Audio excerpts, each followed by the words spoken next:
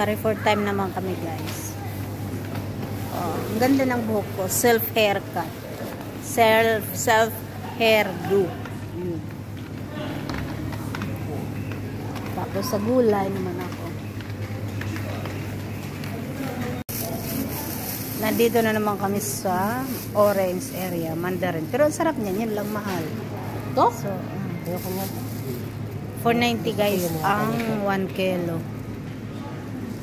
So, kukuha din ako.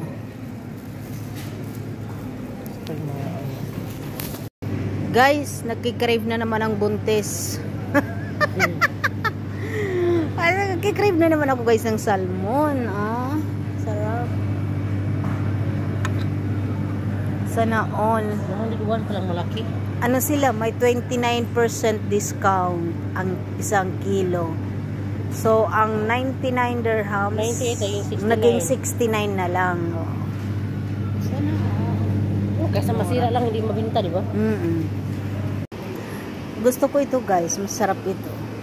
Sana next time makabili ako ng ganito. Sea bream. Masarap ko yan guys, ang laman niya.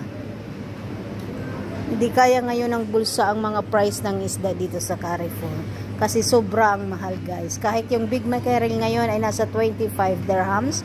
26 na kasi 21.95.